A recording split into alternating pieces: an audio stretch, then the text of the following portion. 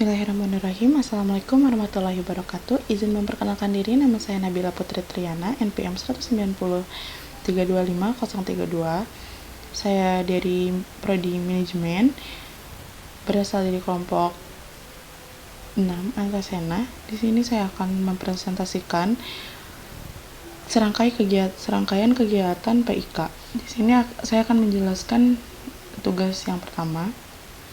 Di tugas pertama ini ada kegiatan tarik tambang di atas air. Tujuan kegiatan ini melatih kekompakan, kerjasama, dan kekuatan fisik tim. Masalahnya itu tim susah kompak, narik, dan gampang jatuh karena lantai basah. Penyebab kurang koordinasi, komunikasi lemah, dan pijakan licik. Dampaknya tim kalah cepat, permainan jadi nggak stabil, dan sering terpeleset. Solusi, bagi peran atau ritme narik bareng dan tingkatkan komunikasi antar anggota. Manfaat kegiatan, peserta belajar teamwork, strategis, dan menjaga keseimbangan bareng. Di sini ada kegiatan yang kedua itu debat pro kontra.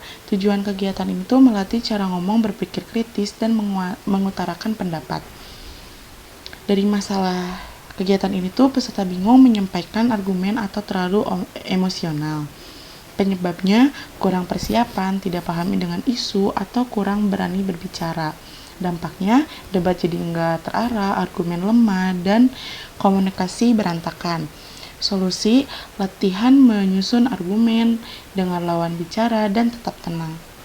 Dari manfaat kegiatan ini tuh meningkatkan keberanian, logika, dan kemampuan public speaking. Di kegiatan itu ada Samson, Delila, dan Singa. Tujuan kegiatan itu melatih kerjasama, fokus, keputusan cepat, dan seru-seruan bareng tim.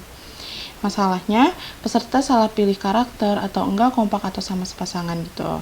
Penyebabnya, kurang diskusi sebelum memulai game tersebut, aturan belum paham, dampaknya tuh gampang kalah, permainan jadi kacau, atau kayak timnya tuh jadi bingung. Solusi, diskusi dulu, pilih karakter, pahami aturan cara menang atau kalahnya.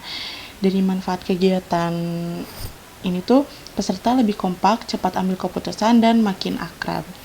Dan yang keempat di sini ada keseimbangan. Tujuan dari kegiatan keseimbangan ini tuh melatih kerjasama, konsentrasi, dan koordinasi tubuh. Masalahnya air gampang tumpah dan tim sering kehilangan keseimbangan. Penyebabnya kurang fokus, gerakan nggak bareng sesama anggota, atau kayak anggota goyang-goyang gitu. Dampaknya tim gugur, permainan berhenti, dan koordinasi hancur. Solusinya jalan pelan bareng, komunikasi terus, dan atur ritme gerakannya.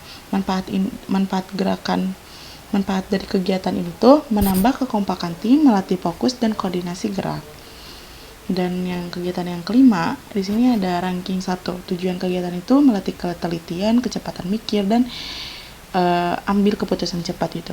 Masalahnya peserta salah angkat kartu atau jawaban atau telat angkat kertas gitu. Penyebab itu nggak fokus, kurang paham pertanyaan, atau gugup. Dampaknya peserta cepat tereliminasi dan kehilangan kesempatan menang. Solusinya, dengarkan pemandu baik-baik, fokus, dan angkat terus tanpa ragu. Manfaat kegiatannya, peserta makin cekatan, kayak mikir cepat, dan melatih fokus tinggi. Selanjutnya di sini aku bakal kayak jelasin tugas yang kedua, pos 1. Kepemimpinan, kerjasama tim, dan penjelasan lembaga. Analisis landasan rangkaian acara ini diadakan. Pos 1 ini tuh dibuat ngenalin nilai dasar kepemimpinan, kerjasama tim, dan pengetahuan soal struktur lembaga seperti DAM, BEM, dan HMJ. Jadi pondasi awal biar maba ngerti alur pos-pos selanjutnya. Tujuan dari pos 1 ini biar peserta paham dasar organisasi FEB, tahu pentingnya kerjasama, dan bisa nunjuk ketua kelompok sebagai latihan memimpin gitu. Manfaat kegiatan dari pos ini tuh maba ngerti peran DAM, BEM, HMJ, melatih ambil keputusan cepat, ngebangun kerjasama antara tim yang bakal kepakai di pos berikutnya. Di pos 2 ini problem solving dan kerjasama tim. Analisis landasan rangkaian acara ini diadakan. Pos ini tuh buat ngajarin cara ngelihat masalah, nyari penyebab, terus cari solusi gitu. Melatih kerjasama lewat permainan tali perbelit yang butuh koordinasi dan instruksi jelas.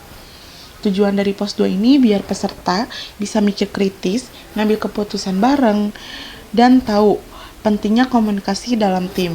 Manfaat kegiatan dari pos 2 ini, peserta jadi lebih kompak, koordinasi lebih bagus, dan terbiasa nyelesain masalah bareng-bareng. Ngerti pentingnya instruksi yang jelas dan efektif. Selanjutnya di sini pos 3, critical thinking dan kerjasama tim. Analisis landasan rangkaian acara ini diadakan di pos 3 ini tuh dirancang buat melatih mikir kritis lewat nyari kunci di mystery box dan kerjasama 2 subkelompok.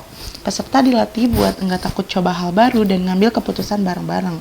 Tujuan dari pos 3 ini meningkatkan keberanian, ketelitian, dan kerjasama antar 2 subkelompok ini. Biar peserta bisa mikir cepat tapi tetap hati-hati gitu. Manfaat kegiatan dari pos 3 ini, peserta makin kompak, lebih berani, dan lebih strategis bareng. Meningkatkan ketelitian dan rasa kepercayaan sesama tim. Dan yang terakhir di sini ada pos 4, pengevaluasian. Analisis landasan rangkaian acara ini diadakan, pos 4 ini dibuat untuk mengecek hasil kerjasama dari pos sebelumnya. Memastikan peserta ngerti proses kerja tim dan keputusan bareng. Tujuan dari pos 4 ini mengevaluasi apakah 2 subkelompok bisa kerjasama bawa 2 bagian kunci, uji proses diskusi, koordinasi, dan tanggung jawab peserta gitu. Dan manfaat kegiatan dari pos 4 ini, peserta tahu kekurangan intinya, kekurangan timnya, dan bisa belajar dari kesalahan, memperkuat nilai kepemimpinan, kerjasama, problem solving, dan critical thinking. Penutup biar maba paham bahwa semua kegiatan bukan cuma permainan, tapi pembentukan karakter. Di sini aku mau sedikit memberikan kesimpulan dari semua serangkaian acara PIK ini. Jadi kesimpulan dari saya itu, dari semua rangkaian acara PIK ini, intinya kegiatan ini dibuat ngenalin maba sama teamwork, kepemimpinan, komunikasi, sama cara mikir yang benar waktu ngadepin masalah. Tiap permainan punya tujuan sendiri-sendiri, tapi semuanya balik lagi ke pembentukan karakter maba FEB biar siap masuk dunia perkuliahan yang banyak kerja kelompok, lewat debat, permainan air, problem solving, sama evaluasi. Maba dilatih biar lebih peka, kompak, bertanggung jawab, dan bisa ambil keputusan bareng-bareng. Mungkin di sini juga saya akan menjelaskan manfaat serangkaian kegiatan PIK ini buat saya sendiri. Manfaat ini tuh maba jadi lebih ngerti cara kerjasama dalam tim, belajar komunikasi yang jelas dan efektif, melatih kepemimpinan dan ambil keputusan cepat, ngasah kemampuan mikir kritis dan nyelesain masalah gitu. Bantu maba lebih kenal organisasi kampus, DAM, BEM, HMJ, terus kayak ngebangun rasa percaya diri dan rasa tanggung jawab. Dan mempersiapkan maba buat kegiatan kuliah yang banyak kerja kelompoknya. Mungkin cukup segitu dari saya.